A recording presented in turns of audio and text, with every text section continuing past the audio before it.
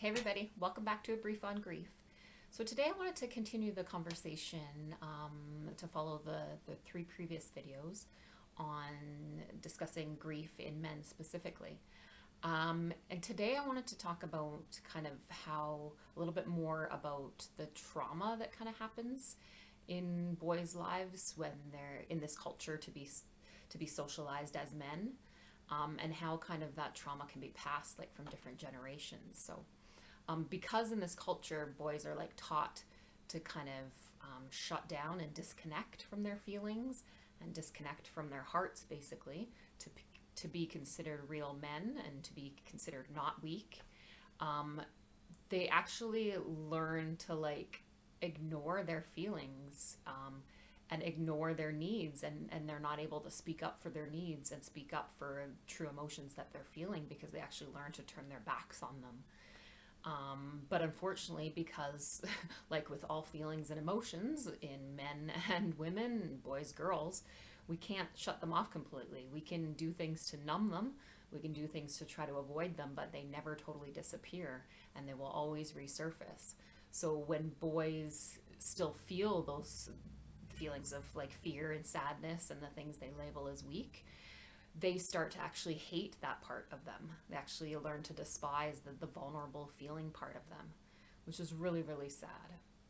And in our culture, the standard of masculinity that's being upheld, that boys are trying to measure themselves against, is actually super like unrealistically narrow and unrealistically perfectionist. Again, this is not solely for men. This this is also with shame things in women as well, but staying focused on men. But because this is such a narrow, unrealistic like picture of what men should look like, virtually no one feels like they measure up. And when we don't measure up in life, when we feel like we're not good enough, we feel shame. So I know I brought this term up. I talked about it in last video and it's come up a lot in this series. Shame is so powerful for controlling everything. The shame that boys inherit very early on, when they're young, because they can't stuff down those feelings successfully. And they learn to hate themselves, so they learn to feel shame. That affects their self-esteem. That affects so much. And the topic of trauma it's so huge. Like I could never talk about all the ins and outs and all the details of it, but gonna highlight some of it here for you. So basically, like men and boys, they're hounded by shame from very early on, and they deal with it like most of their lives. And because of this, like they say that shame is kind of like that psychological seed to depression. So it makes them very prone to depression. And shame is a powerful feeling. All emotions are powerful, but shame's a really powerful one. And it's actually like passed down through generations. It's passed from parent to child. And parents that don't consciously feel shame, because you have to consciously feel an emotion and allow it to actually let it move through you and heal, that turns into like stuck emotion and stuck trauma inside of a person's body. So parents that don't actually feel their shame, they pass it down to their children. It's actually unconsciously, well, and genetically absorbed by their children. And this is a term called carried shame. And carried shame is actually the way that trauma is passed down from generation to generation. That whole inherited family trauma. I mean, children also inherit. They don't only inherit shame, but they also inherit like fear responses and fear behaviors. They can inherit addiction behaviors. They can inherit anger and rage. So you can see how not only as a boy growing up and trying to learn how to be a man and being shamed by a culture that he can't live up to, and feeling shame because he's feeling feelings that are considered weak, that he can't get rid of, and he thinks he should be able to be a successful boy and grow into a successful man. It's so powerful on self-esteem and so traumatic. So that's just them growing up as boys, but think about any inherited shame and any inherited like pain and stuff that they may have carried down from their parents, from their dad or their mother.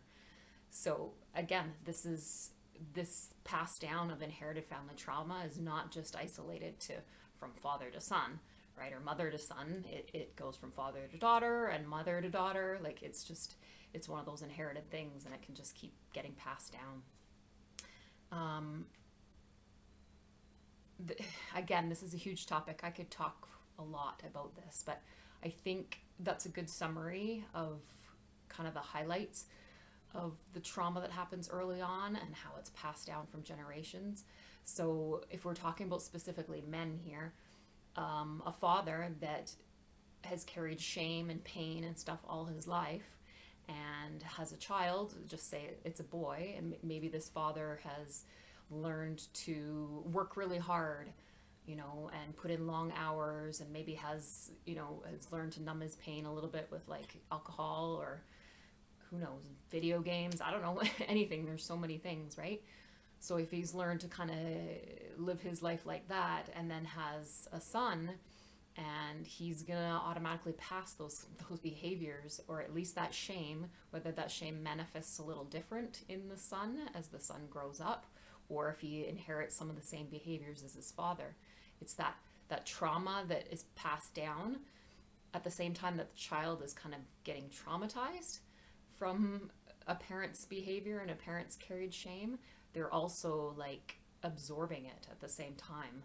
So they're absorbing that same trauma and absorbing the same pain and can absorb the same behaviors. So I'll sum it up, or that was a sum up. I will end there, but I'm actually going to end with a powerful quote that I heard Brene Brown speak of in something the other day. Actually, I watched it the other day, but the video is from 2017.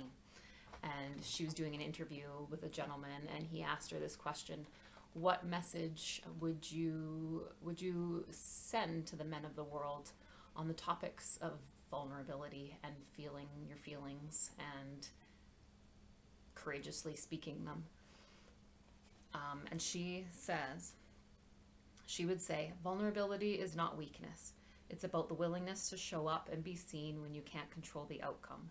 And it's actually our greatest measure of courage and bravery. So show up in an authentic way and let us see your hearts, because we know how lonely you actually are. Okay, everybody. Thanks. I will see you next time.